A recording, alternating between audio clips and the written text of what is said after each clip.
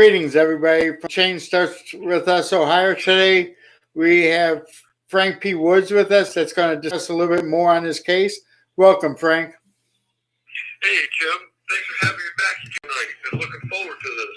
Sure. I know we've covered a lot of subjects, and to keep everybody up to speed, hey, we're talking about a case that came out of Medina County, Ohio. State of Ohio versus Frank P. Wood. That's me, the innocent man whose wrongful imprisonment is being paid for with your tax dollars.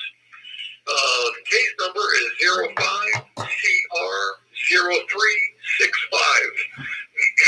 And Jim and I have been discussing the transcripts and a book that I wrote that was published on my website at www.freefrankpwood.com.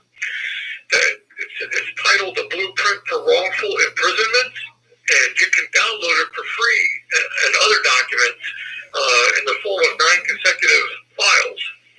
And tonight, well, last week we finished up the felony 1 portion of the case, the medical research, and the Attorney General's expert, Dr. Reed, who was a trial court, would not let testify on my behalf because he knew what he was doing.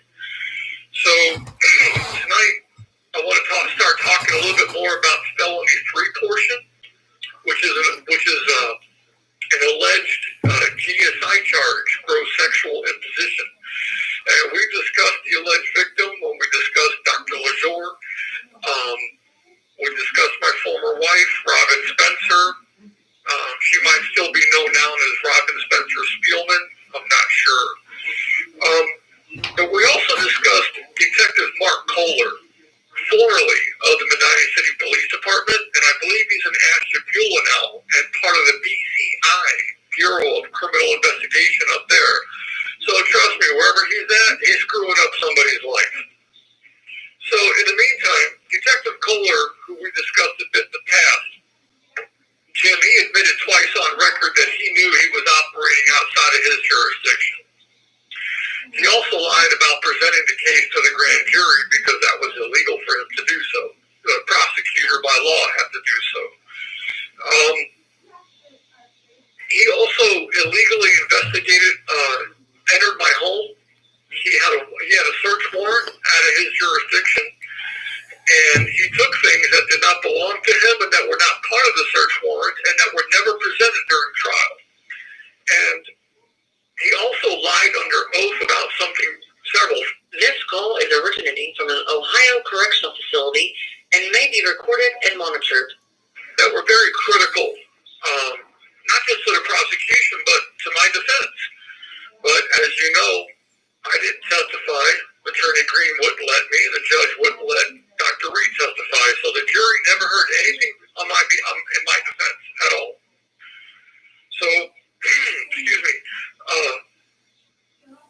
Detective Kohler entered my home illegally on Gateway Lane outside of his jurisdiction and took pictures of actual photographs that were in my possession. Okay?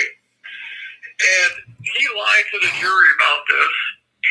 Judge Collier encouraged him to do so, and he was assisted by former Assistant Prosecutor Ann Eisenhower. And in my book, Jim, chapter 25, I titled it Pictures of Pictures. And it begins on page 147. And I wanted to explain to people what this is, what happened, because nobody really knew. People saw the news, they see the stuff that the prosecutor posts on my docket or on Google, and people think, oh, that's the truth. No, it's not. That's why I wrote the book. Everything they said, I showed you how they twisted, how they lied. So he had an unwarranted involvement in my case, Jim. At a pretrial hearing that was held on 4/12/2006, he admitted that he did not seize any photographs, but rather, quote, took photographs of them. And these pictures were part of my initial discovery file, okay? But keep in mind, they never turned up during trial physically. And there's a reason for that. So at one point, Attorney Green asked him a question. He said, there's nothing indicating in the return of indictment that there were photographs taken to be used as evidence in this case. Was there? And Detective Kohler said, I don't believe so. No. Now, remarkably, I'm about to show people, it'll take us a couple weeks to go through this, Jim. This is a very deep subject. There's a lot of detail here. These pictures were slanderously testified about and never presented to the cynical jury, but somehow are part of the falsified record that is on microfilm with the clerk of courts. This leaves me no other choice but to conclude that they were made part of the record post-trial, which is illegal without my knowing.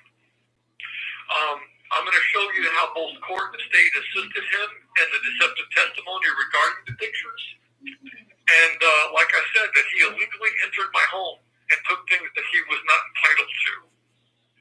And I want people to know something. These pictures were on a disc with the Medina City Police Department that Attorney Stanley recovered for me back in 2017. Okay? Ron Stanley printed all the pictures off that disc, and Ron has it, that were pictures of children. Okay?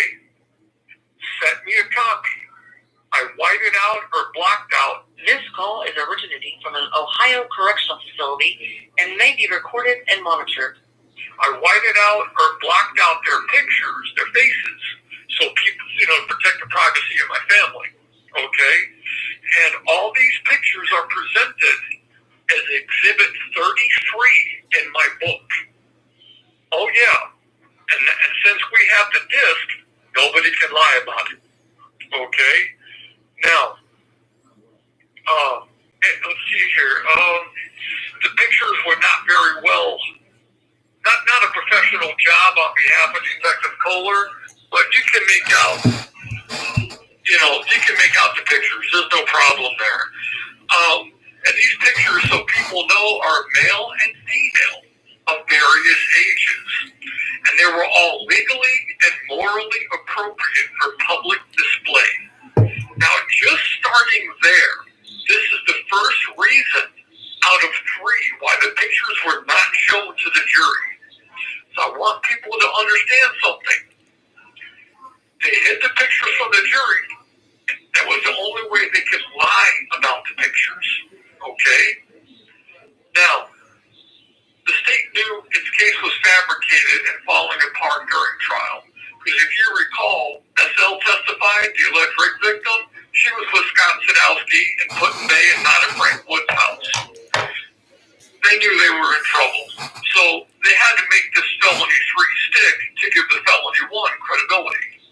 But when this poor girl testified, Prosecutor Eisenhower asked her directly, Jim, what did Frank Wood do to you? She said, nothing. Judge Collier removed the girl from the stand. And we've talked about that in the past. Now, when Kohler took the stand, sorry, the PA here is real loud, Jim. Yeah, I see that. He and Prosecutor Eisenhower engaged in a well-rehearsed colloquy known as illegal bolstering, as he slanderously testified about an allegedly locked briefcase that supposedly contained pictures, according to Detective Kohler, of young females. Wow, what the fish. You're not going to believe this. First of all, the locked briefcase that was never locked, this was just another lie to irk the ire of an already emotionally charged, court-declared cynical jury that was gunning for a conviction. Over the years, all of my college and business briefcases were either Velcro and or zipper sealed, okay? As Detective Kohler overlooked at least 2 other briefcases in my home office, and one in my work truck. The unlocked briefcase was a gift from Doug Kriz, son of retired Deputy Sheriff Marie Kriz. You have 1 minute remaining. Okay? I'm going to call back, but real quick. Okay. Doug had a great sense of humor, and the briefcase combination was 007. A fifth. This call is originating from an Ohio correctional facility and may be recorded and monitored. Fifth grader could have opened it by accident if it was locked. I'm going to call you right back, Jim. Okay, sounds good.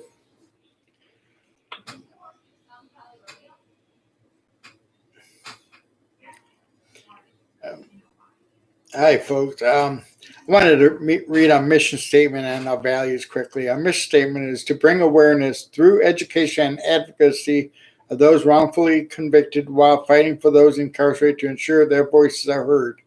Our values are we strive to treat all people with dignity and fairness in an honest and moral manner. That is very important.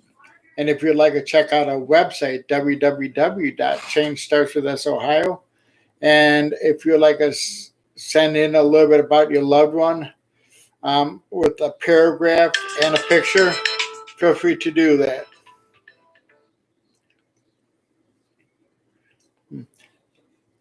Debit call from Frank Wood. This call is from a correction facility and is subject to monitoring and recording. Thank you for using GTL. Hey, have one of your people email me and send a picture of you and a short, brief summary that we could put on our website. Jim, hang on a minute. We switched gears on me. Have who? Anyone that can email a picture of you and a short summary on your situation, like a paragraph. A picture of me? Yeah, and a paragraph on your situation. I have to think of it. Who would be best for that? I'll get to that. Okay. I will. Sounds good. And, hey, Jim, another thing, too, about that briefcase. Yes. When I got home, you could tell somebody, mangled the locks on it with, a screwdriver. And I'm like, who would do this and why? That had to be Detective Kohler to make it look like that. You know what I mean?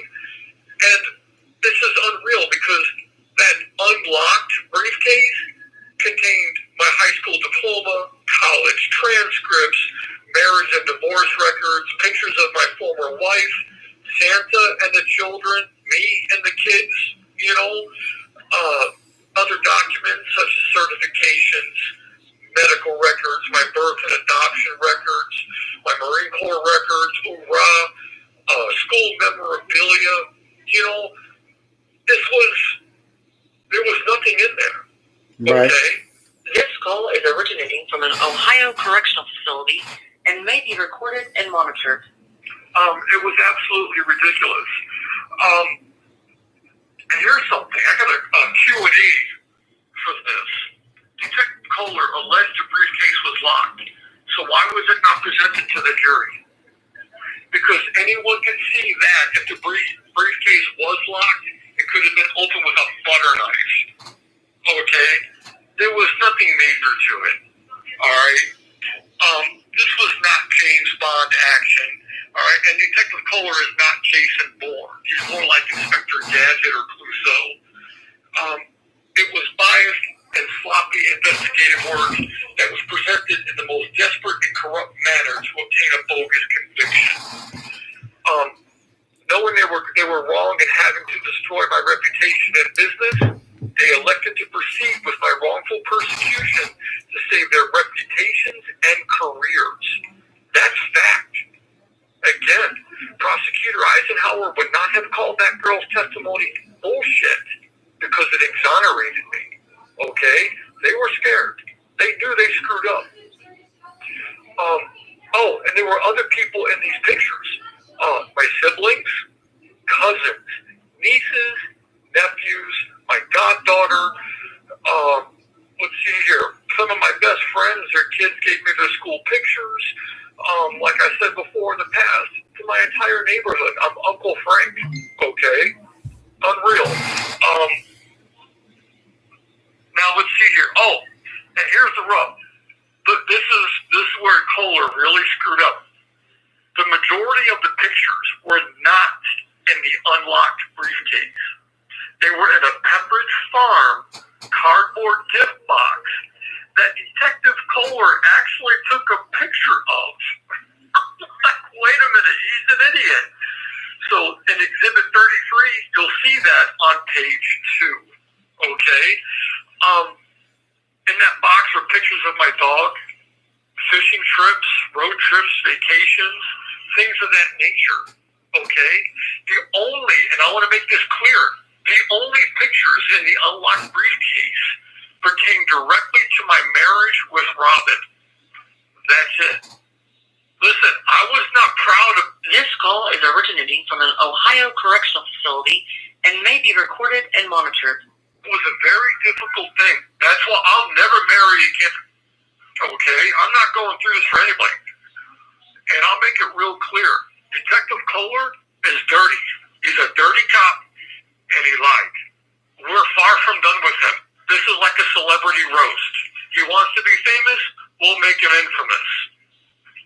Now, and here's something else. Think about it. You got a jury, okay, gunning for a conviction. The cardboard box just didn't sound as dramatic and as sinister as a locked briefcase, okay? Let's see here. Let me go this a little further here. Back to the pictures. There are pictures missing that were in my home that he took. Okay, there's 3 pictures that he took I never got back. And he was, therefore, since he illegally entered and searched my home as a Fourth Amendment violation for search and seizure, fully illegal because he was out of his jurisdiction and had a bogus warrant. Okay? That's theft. That's breaking and entry, criminal trespassing, and theft, and a Fourth Amendment violation. Okay? So he had no right. And it's just amazing how all that worked out. Let's see here.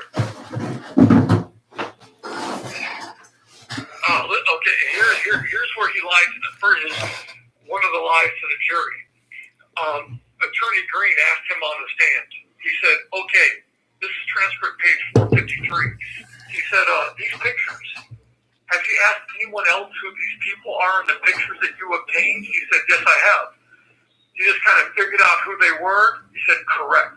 Wait a minute. All right.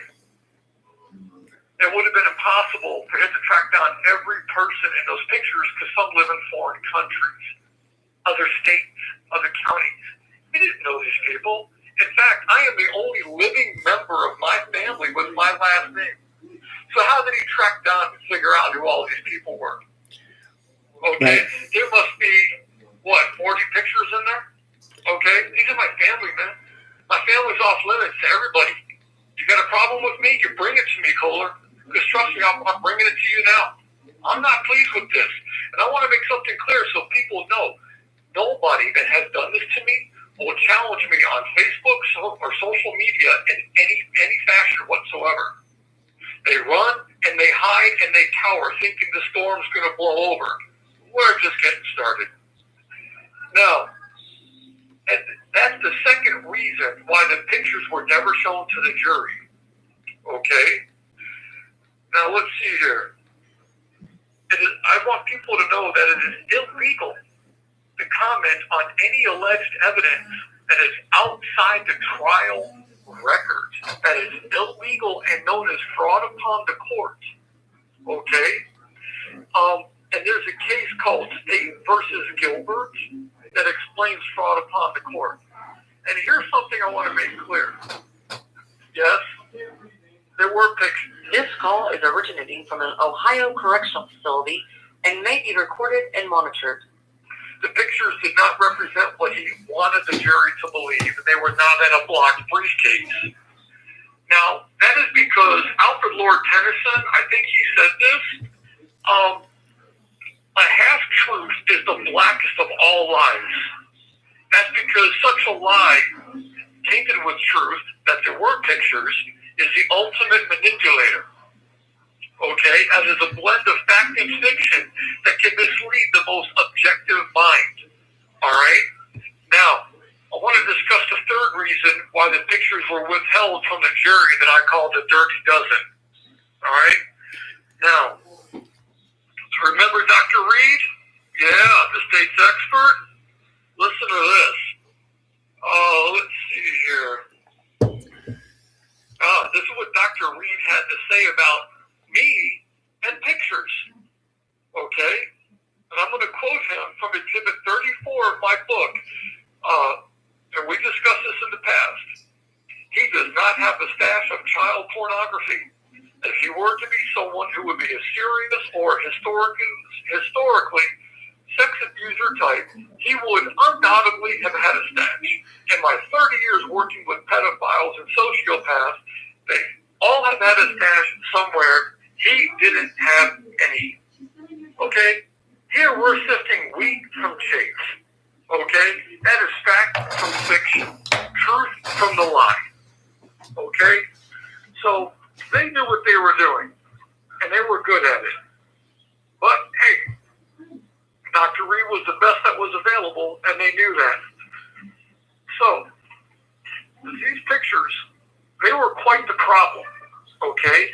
And if you recall, Judge Collier declared Dr. Reed's testimony, his findings and conclusions aren't relevant because they completely negated everyone that testified against me. Everyone. Nobody had a leg to stand on. That was great. So, let's see here. And you got to remember.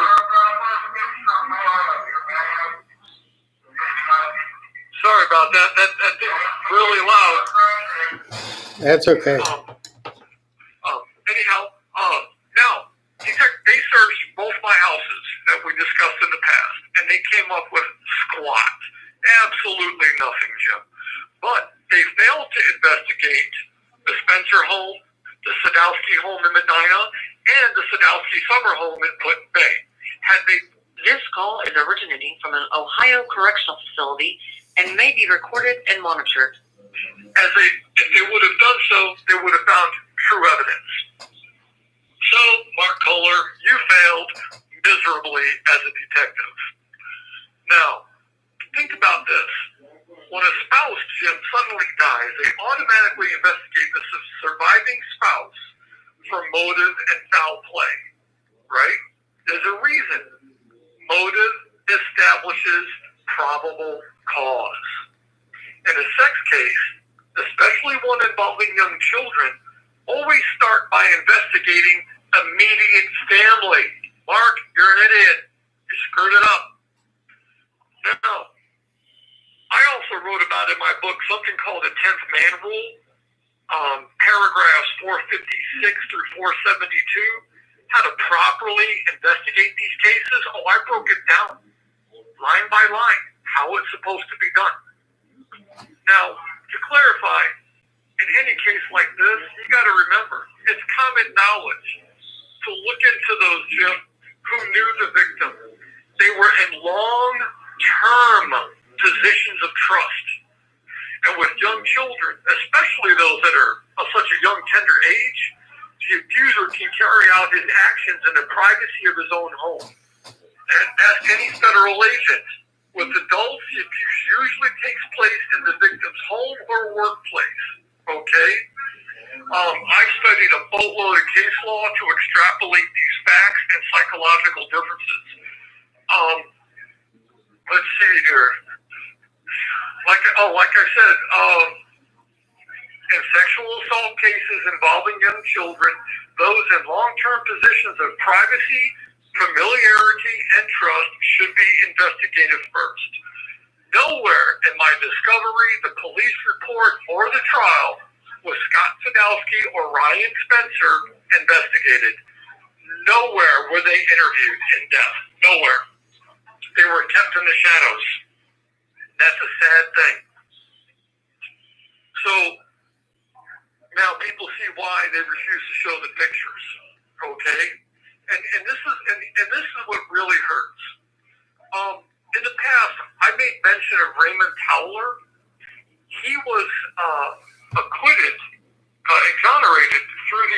Innocence Project, thanks to DNA. I think back in like 2010, somewhere around there. Yeah, I know Ray very well. Okay. Now, Attorney Terry Gilbert commented in the Plain Dealer on his exoneration, and you got to remember, Ray was exonerated of a double child rape. Okay, this is serious. Now, Attorney Gilbert. You have 1 minute remaining. I'll be quick. The first basic principle of jury psychology. This is his quote. A juror believes he is there to put the bad guy in prison. That's the problem. Jim, I know we're out of time, and I thank you, and I thank people for listening. And I will call back in a day or two or towards the end of the week to see when we can get together again. Sounds great. Thank you. Thank you, Jim. Have a good night. You too. Thank you, everybody. Have yourself a great night.